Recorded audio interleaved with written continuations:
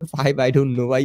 এই জিনিসটা নিয়ে আমি এতদিন যাবত একটা কনফিউশন এ আছি। বাট দেখা যাক যাই হোক না কেন A3S Esports তারা এগিয়ে যাবে ৬ টা কিল যুক্ত করেছেন। আজকের লবিটা তারা নিজেদের করতে চায়। Team 2XT with 0-0-0 elimination. Don't cry হারিয়ে যাওয়া Hey Baby কে আরো একবার ফিরিয়ে নিয়ে এসেছে। Neon Gaming এর লুজার হেডশট কানেক্ট করেছেন। The King কে টেক ডাউন নিয়েছে। The King কে এবার সে ডাউন করতে চায়। The King কে এবার পুরোপুরি ভাবে ধ্বংস করতে চায়। আরো একবার এগিয়ে যাবে। রাহাতের তরফ থেকে গুলি ছুড়া হয়েছে। টেক ডাউন নেওয়া হয়েছে। কিল ফিডে কিলগুলোকে যুক্ত হতে দেখতে পাচ্ছি। চারদিকেই যেন ধ্বংসের লীলা খেলায় মেতে উঠেছেন সার্ভাইভার্সরা। ধ্বংস ধ্বংস ধ্বংস হয়তো বা পরে জয়ধ্বনি দিয়ে যাচ্ছে আজকে ম্যাভরিক ই স্পোর্টসের এই টুর্নামেন্টের অ্যাথলিটসরা এগিয়ে যাবে। এলদার নাইট লেগিস এরা অনেক বেশি বিচলিত ফ্রম দ্য ফিউচার।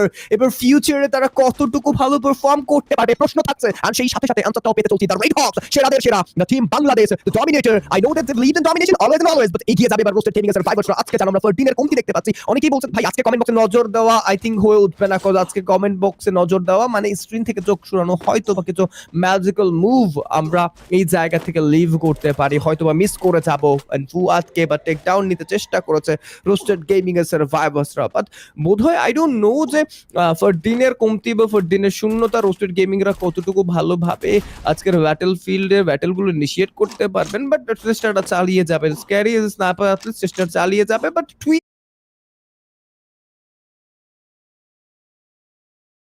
এগিয়ে যাবে ফরওয়ার্ডে ফ্রম দ্য ফিউচারের সার্ভাইভার্সরা। সামিউল টেক ডাউন নিয়েছে। এবার লুহান হয়তোবা তার তরফ থেকে গুলি ছুটতে চাইবেন। হাতে থাকা উইনচেস্টার লাইট নিয়ে পুরোপুরি ভাবে 2XT কে ধ্বংস করতে চায় দ্য রেড হকস। আরো একবার যুদ্ধক্ষেত্রে জানান দিতে চায়। জয়ধ্বনিতে মেতে উঠতে দেখতে পাবো আমরা কমেন্ট বক্স। এগিয়ে যাবেন নিজাদ, ড্যামেজ ডিল করেছেন। পাল্টা খাত আলফাজের তরফ থেকে মাটিতে লুটিয়ে পড়েছে। রাহাত রেস্কিউ করতে চাইবেন। ইউনুস এগিয়ে যাবে বাট তারই সাথে এবার রাহাতের আক্রমণের পথেই এবার একটু ব্যাক অফ করবেন ইউনুস। হেলথের ঘাটতিটাকে ফুলফিল করতে চাইবে দ্য রেড হক। হামলা চালিয়েছে খুদ্দুসকে পাল্টা আঘাতে টেক ডাউন নিয়েছে। নোহান হাতে থাকা M79 নিয়ে এবার যেন আরো একবার রেড হকস কে ডমিনেট করতে চায়। ব্যাক সাইড থেকে ফ্লিকার এবার পুরোপুরি ভাবে ফ্লিক করেছেন। ফ্লিক শটগুলো কানেক্ট করবেন। ফ্ল্যাঙ্ক আউট করে হয়তো আলফাতের দিকে কিছু গুলি ছুটতে চাইবেন। বাট 2 এর ওয়ানের উপর আরো একবার প্রেসার ক্রিয়েট করা হয়েছে। ইউনুস তিনিও চেষ্টাটা চালিয়ে যাচ্ছেন। আলফাত যেন এইমটাকে লক করেছেন। হাতে থাকা M590 দিয়ে এগিয়ে আসতে চায় ইউনুস। বাট ফ্লিকারের এত স্মুথ শটের মধ্য দিয়ে হয়তোবা এবার লাস্ট শট কানেক্ট করবেন one. What a headshot! And the Red Hawks কে পুরোপুরি ভাবে ডিস্ট্রয় করেছেন টিম 2XT। এবার যেন একটু নতুন কিছু মুভ, নতুন কিছু ইতিহাস লিখতে চলছেন কিনা 2XT রা ফ্রম দ্য ফিউচার। লটাল এলিমিনেশন নিয়ে এগিয়ে যাচ্ছে। ম্যাচের 9 মিনিটের মাথায় এসে পৌঁছেছি আমরা। এক্স্যাক্টলি, রেড হকস এর বিদায় হয়েছে বেশ খানিকক্ষণ আগে। বাকি টিমগুলো কিন্তু বেশ ভালো খেলছে। কম্পিটিশনটা অনেকটাই বেশি রাইজ আপ হয়েছে। রোস্টার গেমিংরা একটি ম্যান পরের ঘাটতিতে রয়েছেন। একেবারেই বলবো যে যদিও 3 জন নিয়ে এসেছিলেন তার মধ্যে আবার একজন মিসিং।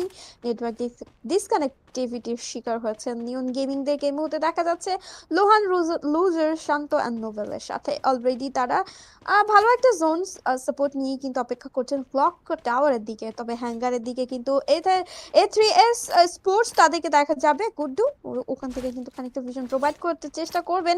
ওয়াহিনকে দেখতে পাচ্ছিলাম স্কোপিং করে দেখার চেষ্টা আশেপাশে কোনো প্লেয়ার আছে কিনা। 2XT 4টা তাজা কিল যে মাত্র সিকিউর করেছেন সেটাই হচ্ছে রেড হকস। এবং রেড হকস কি বিদায় করে নিজেদের পথটা বা বইয়ার জন্য নিজেদের রাস্তাটা কিন্তু অনেকটাই বলবো যে ক্লিয়ার করে ফেলেছেন। অ্যান্ড রোস্টেড গেমিং ফাইটটা শুরু করেছেন। ট্রোজান কি ডাউন করবেন জোনের বাহিরে। স্ক্যারি এই মুহূর্তে উইনচেস্টারের থ্রুতে সেখান থেকে কিলটা কিন্তু সিকিউর করবেন। তবে রাউডি তিনি এখনো পর্যন্ত এল শেপে রয়েছেন। মোস্ট প্রবাবলি এখনো তিনি তার প্রবলেমটা আসলে ঠিক করে উঠতে পারেননি। তবু তার জন্য অপেক্ষা চলবে কিনা দেখা যাক। তবে এই জায়গায় স্ক্যারিকে দেখে ফেলেছেন সাকিব। একবার চেষ্টা করবেন। রাউডি নিচে নেমেছেন। সাকিব কিন্তু এপাশে একা রয়েছেন। সাকিবকে কি চেস করতে চাইবেন কিনা ও পাশে দুজন প্লেয়ার সেটা এখন দেখার। যদিও বা ফ্ল্যাশ ফ্রিজ ছুড়ে দিবেন। পেন্ডিং এর ঘরটাতে কিন্তু এখন খানিকটা জটলা তৈরি হয়েছে। সাকিব এখান থেকে বের হয়ে যাওয়াটাই আমার মনে হয় সমীচীন একটা ডিসিশন হবে। তবে তিনি জোনের বাহিরে যাচ্ছেন।